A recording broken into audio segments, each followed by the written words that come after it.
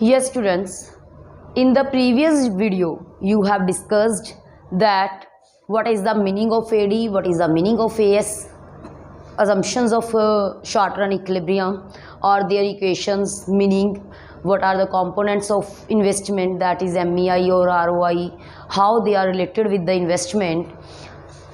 Today, we are going to discuss about the table or schedule, you can say, of AD and AS.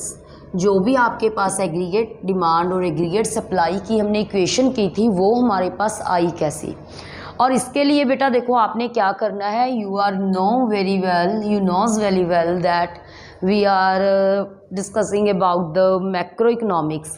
सो एक time पे आप जो आपकी income है उसको ज़ीरो लेट करके चलोगे कि जो हमारी इनकम है वो क्या है इकॉनमी में zero. After that your income will increase. Let firstly 200, 300, 400, then 500. Before this, I want to tell you one thing that is about MPC. क्या करना है बेटा? MPC. क्या है MPC? MPC का मतलब होता है मार्जिनल propensity to consume. क्या मीनिंग है MPC का? Marginal propensity to consume. अब इसका मीनिंग क्या है भाई? ये तो हो गई फुल फॉर्म एमपीसी की कि एमपीसी क्या है हमारे पास, मार्जिनल प्रोपेंसिटी टू कंज्यूम. लेकिन एक्चुअल में ये है क्या? मार्जिनल प्रोपेंसिटी टू कंज्यूम है क्या?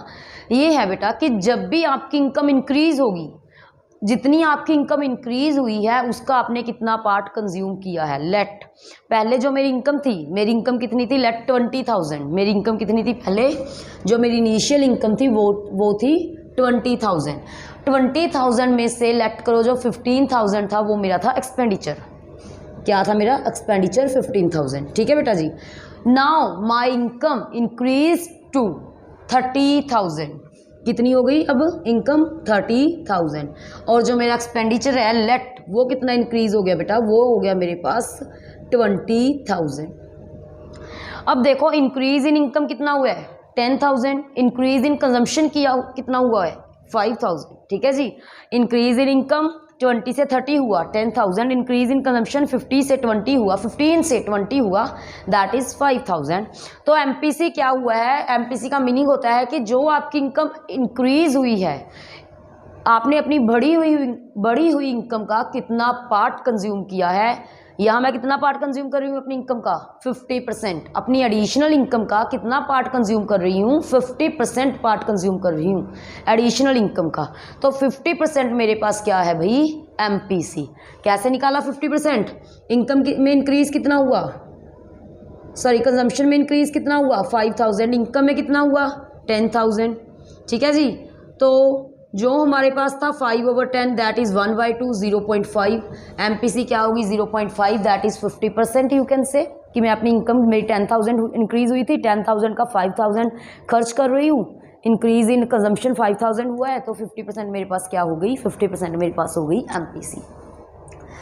अब बेटा कॉन्सेप्ट को इजी करने के लिए या आप ये बोल सकते हो कि कैलकुलेशन को इजी करने के लिए जो एमपीसी है यहाँ मैं क्या लेट करके चलूँगी? 50%. ठीक है जी. एमपीसी मैं कितनी लेट करूँगी बेटा जी? 0.5 दैट मीन्स 50%. अब आ गई बारी कंजम्पशन की इनकम के बाद.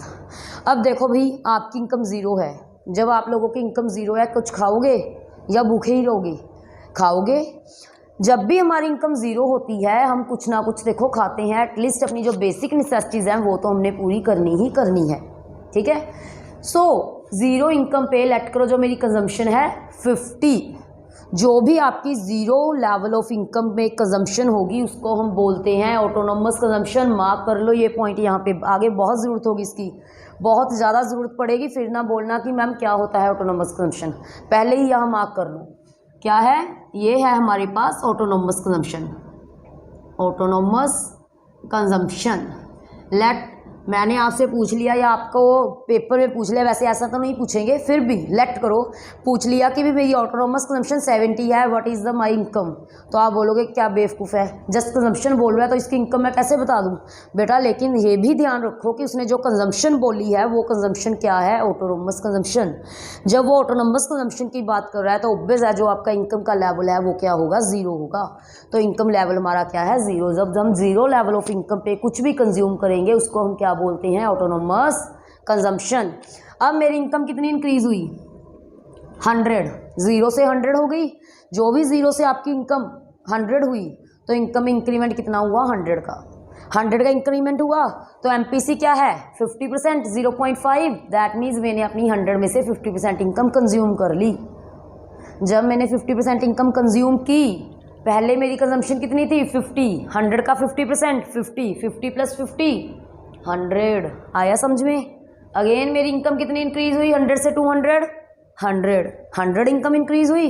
अगेन 100 का 50%, 50, 100 प्लस 50, 150। अगेन इनकम 100 इंक्रीज हुई, 100 का 50%, 50, अगेन 50, अगेन 50। तो हमने ऐसे फाइंड की भाई अपनी कंजम्पशन। पता लगा कंजम्पशन कैसे आई। अब हमारे पास आगे है आई, दैट इज ऑटोनोमस कंजम्पशन। अब मैम ये क्या है ऑटोनोमस कंजम्पशन, तो बेटा इसके लिए हम अलग से वीडियो में डिस्कस करेंगे कि आपके पास ऑटोनोमस कंजम्पशन का मीनिंग क्या है, ठीक है जी, इसके लिए अलग से डिस्कस करेंगे। तो पहले जस्ट आप लोग यहाँ ये समझ लो कि जो हमारी इन्वेस्टमेंट है वो दो तरह की होती है, एक होती है इंड्यूस्ड, एक होती है ऑटोनोमस। कौन कौन सी, इंड्यूस्ड एंड ऑटोनोमस। यहाँ पे हम किसकी बात करेंगे, ऑटोनोमस कंजम्पशन की। और आप लोगों को पता होना चाहिए कि जो ऑटोनोमस कंजम्पशन है गवर्नमेंट सेक्टर करता है, इनकम के हर एक लेवल पे ये कांस्टेंट रहेगी, चाहे इनकम का लेवल 0 है चाहे 500 है। इनकम का लेवल कुछ भी हो, जो आपकी ऑटोनोमस कंजम्पशन है वो ऑटोनोमस इन्वेस्टमेंट है वो आपकी क्या रहेगी, constant. That is I am taking 50 at each level of income. Income के हर एक लेवल पे मैं अपनी कंजम्पशन, अपनी इन्वेस्टमेंट को कितना लूँगी भाई, 50 लूँगी। अब मैंने आप लोगों को पहले ही बोला है कि एडी क्या होता है, सी प्लस आई। कर लो भाई, 50 प्लस 50, 100, 150, 200, 250, 300, 350। नाउ अब सभी को पता है इनकम के दो पार्ट होते हैं, या तो आप लोग बच्चे इनकम को कंज्यूम करते हो या फिर आप लोग क्या करते हो, इनकम को सेव करते हो, ठीक है जी। इनकम, जो हमारे पास इनकम होती है, इनकम क्या होती है, C plus S. C plus S means consumption plus saving. अब कुछ बच्चे क्या बोलेंगे कि मैम ने तो ये भी करवाया था, सप्लाई भी सी प्लस एस होती है। बिल्कुल बेटा, Y, because A S equal to Y तो है ही। एग्रीगेट सप्लाई तो हमारे पास इनकम के इक्वल ही है। जो भी आपकी एग्रीगेट सप्लाई, जितनी आपके पास सप्लाई हुई है उतनी ही हमारे पास क्या है बेटा, उतनी ही हमारे पास इनकम है, ठीक है जी। जितनी हमारे पास सप्लाई हुई है उतनी ही हमारी क्या है, उतनी ही हमारी इनकम है। जितनी हमारे पास सप्लाई हुई है उतनी हमारे पास क्या है, उतनी हमारी इनकम है। तो आप लोगों को पता है कि वाई का क्या होता है, सी प्लस एस, या कंज्यूम करेंगे या सेव करेंगे। और यदि मैं वाई में से सी को माइनस कर दूं, मेरे पास क्या आ जाएगा, saving. Y minus C equal to saving. तो कर लो यहाँ, Y minus C, 0 minus 50, 100 minus 100, 200 minus 150, 300 minus 200, 150, 200। Done. Now aggregate supply भी सभी को पता है भी, सी प्लस एस। कर लो, 0, 100, 200, 300, 400 और 500। तो जो आपकी एग्रीगेट सप्लाई है और जो आपकी इनकम है, दोनों वो क्या होंगे, बिल्कुल इक्वल होंगे। Why I already showed here to you, ठीक है जी। तो आपका यदि इक्वल आ रहा है तो ऑब्वियस है आपका जो टेबल है वो क्या है, बिल्कुल ठीक है आपका टेबल। तो आपने ऑटोनोमस कंजम्पशन का बहुत अच्छे से ध्यान रखना है। और एक आपने और ध्यान रखना है, किस चीज़ का ध्यान रखोगे आप लोग ध्यान रखोगे ब्रेक इवन पॉइंट का। किस चीज़ का बेटा ध्यान रखोगे आप, ब्रेक इवन पॉइंट का। अब मैम ये क्या है ब्रेक इवन पॉइंट, देखो बेटा, जो हमारे पास ब्रेक इवन पॉइंट है वो होता है जब आप लोग अपनी पूरे की पूरी इनकम कंज्यूम करते हो, उस टाइम जो हमारी सेविंग्स हैं वो ज़ीरो होती हैं। ऑब्वियस है, आपने जितना कमाया था सारा गवा लिया। जितना कमाया था सारा कंज्यूम कर लिया। जब आप लोगों ने सारा कंज्यूम कर लिया तो आपकी सेविंग्स क्या होगी, इक्वल टू ज़ीरो। आप लोगों की सेविंग्स इक्वल टू ज़ीरो होगी तो इसमें वो पॉइंट फाइंड करो। अब देखो y इक्वल टू सी यहाँ है, 100 ही इनकम है और 100 ही हमारी कंजम्पशन है। तो उस प्लेस पे बिल्कुल सीधे देखो भी सेविंग्स भी हमारी उस टाइम क्या है, ज़ीरो। ये दोनों पॉइंट बेटा ध्यान में रखने बहुत ही ज़्यादा ज़रूरी हैं। क्यों? बिकॉज जो भी आगे हमने इसका डायग्राम ड्रॉ करना है इसके अकॉर्डिंग ही ड्रॉ करना है। क्या करना है बेटा, डायग्राम में आप लोगों ने एक्स एक्सिस पे लेनी है इनकम ओनली। क्या लेनी है, इनकम। सभी को पता होगा micro economics is also called income, employment and output theory. Because जो भी आउटपुट होगा उतनी एम्प्लॉयमेंट होगी, एम्प्लॉयमेंट इक्वल टू इनकम, सब कुछ इकोनॉमिक्स में हमारे पास मैक्रो में सेम होता है। यहाँ आपके पास अनदर जो भी हमारे पास कंपोनेंट्स हैं, कंजम्पशन है, इन्वेस्टमेंट है, एडी है, एस है, एएस है, वो सभी हमारे पास जाएंगे यहाँ। बेसिकली हम यहाँ क्या लिखते होते हैं, एडी और एएस जस्ट। अब आप लोगों ने क्या करना है, इनकम के अकॉर्डिंग सारी कर्व्स बनानी है। पहले इनकम के साथ कंजम्पशन कर्व बनाओगे, फिर इनकम के साथ इन्वेस्टमेंट कर्व बनाओगे, इनकम के साथ एडी कर्व, इनकम के साथ सेविंग, इनकम के साथ ही एएस।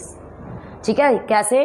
पहले इनकम देखो यहाँ शो कर ली, लेट 0, 100, 200, 300, 400, 500। यहाँ भी हमने सेम शो कर लिया, 100, 200, 300, 400। अब क्या करो कि इनकम 0 पे कंजम्पशन कितनी है, 50, 100 पे कितनी है, 100, 200 पे कितनी है, 150। ठीक है जी, तो आप लोगों ने ऐसे इसको क्या करना है, कंजम्पशन कर्व आ जाएगी। ऐसे ही आपने इन्वेस्टमेंट कर्व, ऐसे ही आपने एग्रीगेट डिमांड कर्व। मैं आपको जस्ट फ्री हैंड बता रही हूँ कि कैसे आपका डायग्राम ड्रॉ होगा। आप ड्रॉ करके देखना, अदरवाइज मेरे को कमेंट सेशन में दे देना कि ma'am we are unable to draw this. मैं आपको मार्क करके बता दूंगी कि कैसे डायग्राम ड्रॉ होगा। तो कंजम्पशन कर्व की स्लोप ऐसे होगी भाई।